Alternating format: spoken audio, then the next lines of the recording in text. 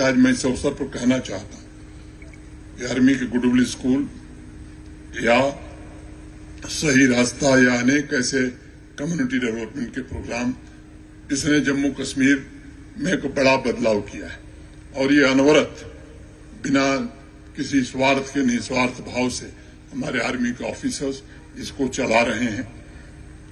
दो पंक्तियां करके मैं आगे बढ़ूंगा। मोहब्बत हमने सीखी है चिरागों की समाओं से, मोहब्बत हमने सीखी है चिरागों की समाओं से, कभी तो रात आएगी, कभी तो लौ जलाओगे, कभी तो लौ जलाओगे।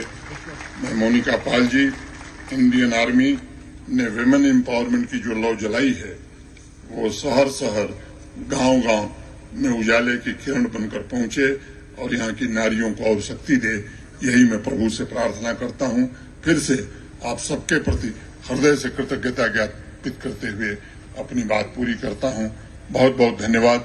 जय हिंद। जलाए रखने में हमारी महिलाएं, हमारी बच्चियां पुरुषों से रत्ती भर कम नहीं है और इसलिए राष्ट्र निर्माण और समग्र विकास में नारी शक्ति की बराबर भागीदारी हो, इसका प्रयत्न पूरे देश में हो रहा है। हमें भी इस दिशा में और प्रयत्न करने की आवश्यकता है। महात्मा गांधी ने हरिजन पत्रिका में 5 नवंबर 1938 के अंक में एक लेख लिखा था। उसकी दो पंक्तियां मैं उद्धृत करना चाहूंगा। आत्म बलिदान और साहस के मामले में नारी पुरुष से अधिक उत्तम है। गांधी जी इस बात पर बहुत बल देते थे कि महिलाओं को उनकी गरिमा का एहसास कराना यह बहुत आवश्यक है। मैं मानता हूं कि शिक्षा, स्किल डेवलपमेंट, सेल्फ एम्प्लॉयमेंट के लिए आर्थिक सहायता भी एक प्रमुख माध्यम है जिसके जरिए महिलाओं को उनकी गरिमा का सम्मान दिया जा सकता है।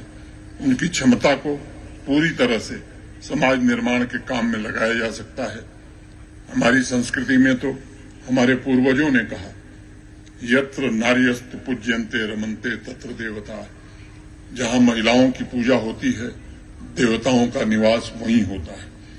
मेरा मानना है कि जम्मू कश्मीर में विमेन लेड डेवलपमेंट आतंकवाद, ड्रग एडिक्शन और अन्य सामाजिक बुराइयों को भी जड़ से उखाड़ फेंकने में जरूर मदद करेगा और आवाम वाकई में शांति समृद्धि के लक्ष्य को प्राप्त कर सकेगा। महिलाओं को आर्थिक रूप से मजबूत बनाकर आवाम में भी नया आत्मविश्वास पैदा किया जा सकता है।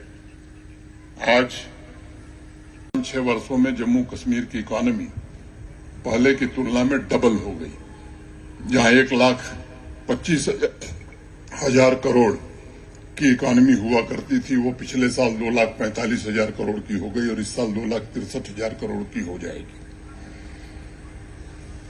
मैं एक बात कहना चाहूंगा कि नारी शक्ति को सशक्त, सक्षम, स्वावलंबी बनाने से ग्रामीण अर्थव्यवस्था में भी बड़ा परिवर्तन आया है।